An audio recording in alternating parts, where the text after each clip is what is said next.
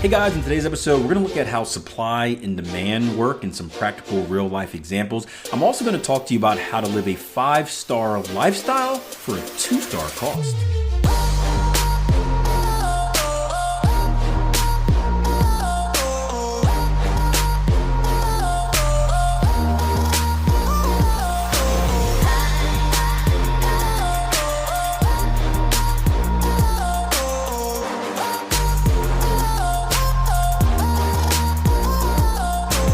Hey guys, Akil Stokes here. Welcome back to another episode of the Trading Coach Podcast. Before we jump into today's episode, I want to share with you a goal of mine. I want to hit 50,000 subscribers on my YouTube channel by January 1st, 2022, and only you guys can help me with that. So do me a favor, if you're someone that's on the YouTube channel anyway, watching the weekly videos I put out, but you happen to not be subscribed, hit that subscribe button, show me some love. After all that stuff is free. And if you're already subscribed, thank you for the subscription. Do me a favor, share what I'm doing with your social media community and help me promote the great things that are happening on my YouTube channel. Again, youtube.com/Akil Stokes. Each and every week, brand new trading videos for you.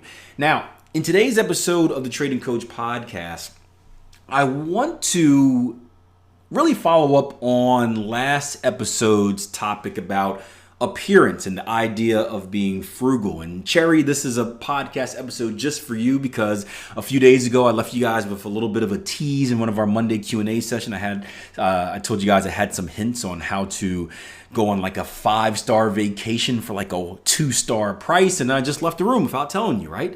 And I got an email from Cherry saying, Akil, spill the beans. And I started typing it up and I said, hey, let's just throw it into a podcast. But I thought it fits into this format because this podcast just isn't about trading, but it's about trading and how trading fits into your overall life. And trading and personal finance, financial responsibility all go hand in hand because I've said this numerous times.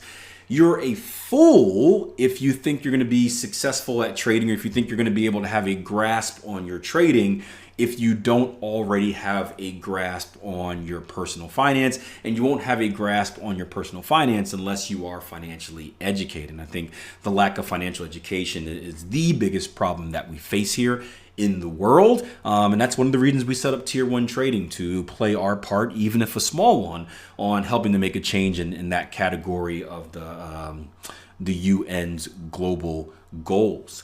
But I'm always, and again, I'm a little bit biased when I speak on this because I'm just a frugal person at heart, right? I grew up, middle class, probably started upper middle class and then kind of floated down to lower middle class. But I've never really wanted anything of value in life. I never really cared about clothing. I never really cared about cars. I was kind of just, sports and money. How can I play sports and how can I work to make money and buy video games or something like that. That's kind of been the whole kind of philosophy in my life. Sports, money, sports, money, sports, and money. And then when I got my money, I didn't really buy anything with it, so I would just save it. Ended up coming in handy as it was time to learn about investing and get my start. I had a good amount to start with in the stock market, and I grew that pretty significantly, and that helped to get me to the position where I am today. But obviously, when you're a teenager, right, when you're building houses at like 12 and 13 years old, you're not thinking about that. You're just listening to whatever your parents say. But the point is, I don't. It's my opinion is I don't think we should live flashy lives, but you also have to understand that that's where I'm coming from. And I know I don't speak for everyone. Everyone is different. At the end of the day, I never want to tell anyone what they can do with their money. You should just do what makes you happy and weigh the pros and cons of that. But I do think as we progress and as the internet age and the social media age kind of gets stronger and stronger, it does have a bigger impact on what people view as reality. People are no longer just showing off for their best friend or showing off because they're trying to impress the girl or the dude around the corner. They have to create and really hold this image on social media if they want to be seen in a certain light. I'm fortunate enough to be born and go through kind of high school and all that fun stuff, and really college before social media. So I didn't have to deal with cyberbullying or any of that stuff. But it's I've heard some stories from people that are very close to me, and it's a scary thing. And I can certainly understand why you feel like, hey, if I'm not up to date on this, or if I'm not showing this type of image, I'm not keeping up with the trends. And we all know how school is. If you're not keeping up with the trends, if you're not really strong mentally willed, you're going to run into trouble. So people, when they get money in, they automatically want to spend it on something superficial. They automatically want to spend it on something material, and not because it necessarily makes them happy, but it keeps them at a certain status level. And the other day, I went to this wedding. It was an immaculate wedding, and I shared some pictures, and it's the rare time, right? Once in like every 3 years, I think it is, you'll see me dressed up. So the rare time you saw me in full tuxedo, black tie, champagne glass in hand, all of that fun stuff. My wife had this beautiful red dress on. We were in this elegant place in downtown DC, and it looked like royalty. And the whole wedding looked like royalty. And you post it on social media and you get all the likes and all that stuff. And I don't care about how many likes I get. But if I did, it would force me to do stuff like that more often, because, man, it got like eight times more likes than my usual picture of my kid smiling or whatever it is. And we went to this wedding, and I ended up talking to the couple about a week later. Met at their house, and we were talking about different things. I was learning more about, it was my friend that got married, and I was learning about his husband. And, he kind of knew a little bit about what I did from social media and just connected. And we were having that talk about trading and financial responsibility and all this fun stuff. And we got on the topic of weddings and how it was a beautiful wedding, and how he did it.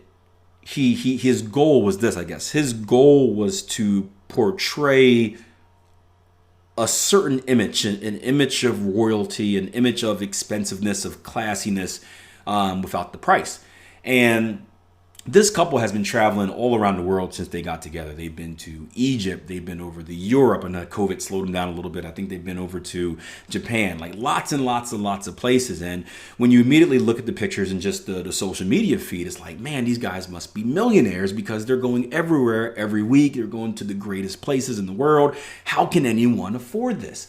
And when talking to them more, of course, I asked that question because, I like learning stuff, right? I like to travel, I like to do fun stuff. I don't like to pay a lot of money for it. So I'm like, hey, how's this working? How are you guys doing this? Let me know, because, we're at the time where my youngest kid is getting to the age where he can really start traveling and remembering things. So once COVID is lifted, we were supposed to do that last year, but once kind of the restrictions are really lifted, we want to kind of get back into the travel game. And he broke me off with some hints on travel, and he told me about how, and it's from his experience in the restaurant industry, is his experience in the hotel business, where he kind of understands the hacks of how to make a 2-star vacation, meaning like you pay 2-star prices, or relatively like normal people prices, let's put it that way, how you pay normal people prices to get a 5-star vacation. And I can only share a few of them, but the few I'm going to tell you the main one I'm going to tell you this is the hotel hack that he shared with me. And so if you understand supply and demand, this is where it goes back to trading. You understand how supply and demand work. So I want you to put yourself in the shoes of, you are a business owner, right? Your job is to sell seats or sell tickets or whatever, right? So your ideal goal is you want to sell out all of your seats, your tickets, your product. Whatever you have, you want to sell all of it. Because let's say you have something that was it perishable? It goes away after the day. If you don't sell it, you're losing money. So ask yourself this question. You see the same thing in supermarkets, right? This is why the best day to shop in a supermarket is a Wednesday, right? What happens they put the meat out in the supermarket on, let's say, a Friday before the weekend rush, right? Friday, Saturday, Sunday, Monday, Tuesday. It's been out 5 days. Now, fresh meat doesn't last too long. So what happens on that 5th day, right? It gets closer and closer to the expiration date. Now, if that meat expires, what does the supermarket have to do? It has to throw it away, right? It can't keep up, or hopefully, I don't know if supermarkets you guys shop at, it can't keep expired meat. So it has to throw it away. If you throw that meat away, how much profit do you make on that meat? You make zero money. In fact, it's all lost, because whatever you paid for that meat is now in the trash can outside. So what does a supermarket do? Well, they mark it down, right? Again, Wednesday is usually the day when they mark it down. Wednesday, Thursday, and that new shipment comes in Thursday night, whatever like that. They mark it down and they sell it for cheap. And then they'll mark it down the next day and sell it for even cheaper, because they're just trying to get anything they can from that piece of meat. Again, if you just throw it out, you get zero. If you sell it for $2 and you're originally selling it for $6, instead of losing $6, at least you only lose $4, right? It is some type of win. You are saving something. To put this in like a trading perspective, this is like a trail stop, right? Where the trade isn't going your way, but you're able to trail stops a little bit, and you're able to get out for less of a loss than what you thought you would, right? So it's if you're a tier 1, you notice is the graceful exit, right? The graceful exit is a technique where if price proves, right? So we always take a trade for a reason, right? There's a reason we take a trade. I was going to say obviously, but depending on what level of trade you're at and you're listening to this, it may not be obviously. But we always have a reason for taking a trade. Now, once that technical reason is broken, let's say a level of structure that was supposed to hold is violated, we don't have any reason to be in the trade, because the reason that we were in the trade is now violated. So we're basically saying, this thing is going to lose. We are anticipating a loss, and whatever monetary value our stop loss represents is how much we plan on losing. The graceful exit is a technique we use where it's like, hey, if price action invalidates our reason for trading, but it happens to sneak back in our favor a little bit, whether it's break even or just, a slight loss, we have permission to exit the trade. We can cut our losses. Maybe we get break even. Maybe we get a little bit of profit. Maybe we lose a little bit. But however you look at it, we don't take the full loss. And that is a trade management tactic to basically save what we can, make the most of a bad situation. Supermarkets do that with food, especially the stuff that expires, right? All right, so now let's look at another example. And we're going to take hotels. Airplanes are kind of similar. Airplanes do some tricky things where they overbook, and then they can shift flights around. But let's take hotels for example, right? A hotel has a certain amount of available rooms, right? Now, those rooms are kind of, spread between different places. I think like 66% of them or 75% of them are used like for internet sites like Expedia, Travelocity, right? They have the ability to kind of book those. And the hotel itself probably holds about 33% of the rooms for its own personal booking, right? Now, just like the meat, right? If a hotel doesn't book a room for the night, it loses money, right? If a hotel has 100 rooms and it only has people using 90 of them, it's got 10 rooms in which that hotel is losing money, right? So keep that in mind. So here's the advice that my buddy gave me. He said, when you go on a trip, and you probably don't want to do this with kids, right? Which took me out of the equation. But if you're solo or just adults, no kids, and of course, if you're willing to roll the dice a little bit, when you go on a trip, you only book the hotel for the first night, right? So if I'm going on a 5-day trip to London, I only book it for the first night. And then what I do is after that first night, right, I do whatever I'm doing during the day. I'm out in the city doing stuff. When it comes to about 3 o'clock, that's when you start looking for the hotel for your next night, right? Because what happens at 3 o'clock, right? If you ever booked a hotel, when do you typically check in, right? It's usually 3 at the latest, right? So after 3 o'clock comes, that hotel pretty much knows how many of its rooms are booked, right? Because people have already reserved it. They're already starting to check in. Again, if we remember the concept that whatever that hotel doesn't sell is going to be a loss, right? In the loss column, what do you think it's going to start doing with the available rooms, right? We'll take the example of, again, it has 100 rooms. Let's say 90 of them are booked. Those 10 rooms, what is the hotel going to do, right? Does it want to let those rooms remain vacant? No, right? It wants to sell them. And just like that meat on the shelf, just like that trade that went against you, it is willing to take pennies on the dollars for it. So instead of booking in advance for I'm going to stay here for 5 days, book night by night, but don't make your reservation until after that normal check-in time. So around afternoon, late afternoon, because what you'll notice on hotel websites, or if you call it a hotel, is that they'll start reducing the prices of their rooms. So instead of a room costing you $120 a night, they may cut it in half to $60. Why? Because 60 is better than 0. And then you repeat that process night after night after night. Now, like everything, there's a pro and a con. Why aren't most people doing this? Well, because as human beings, what do we like? We like security. We like knowing the future. I like knowing if I'm going on an overseas trip that I have housing for 5 days, no ifs, ands, or buts. With this type of technique, there's always that worry in the back of your mind, like, well, what if this hotel does sell out, right? What if I wait till 3 o'clock and there are no rooms, right? What do I do then? I'm out on the street, right? And that's a very scary thing. It goes against what we want as humans, safety, right? On the Maslow's hierarchy of needs, we don't have safety. But that's where you plan. That's where you plan in advance, right?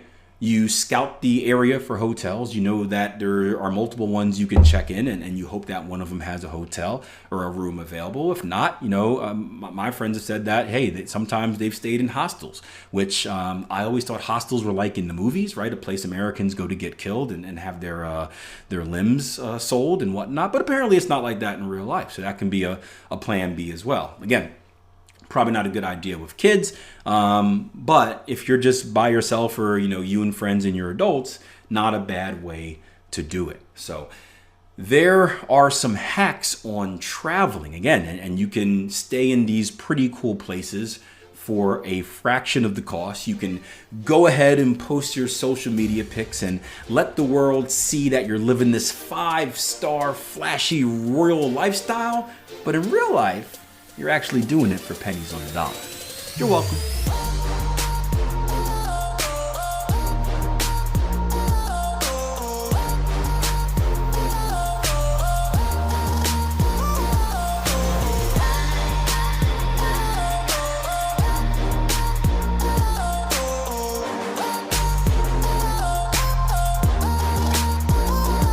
Hope you guys enjoyed the show. If you did, do me a favor, hit that like button, give me a follow on whatever podcasting platform you're listening to this on. Also, check out the free content available over at www.tier1trading.com. We also have a 2-week $1 trial membership where you can get access to some training courses, our community of traders, some software, some live resources, a whole bunch of fun stuff. So head over to www.tier1trading.com, explore, take advantage of what's over there, and I'll see you guys on the next episode of the Trading Coach Podcast.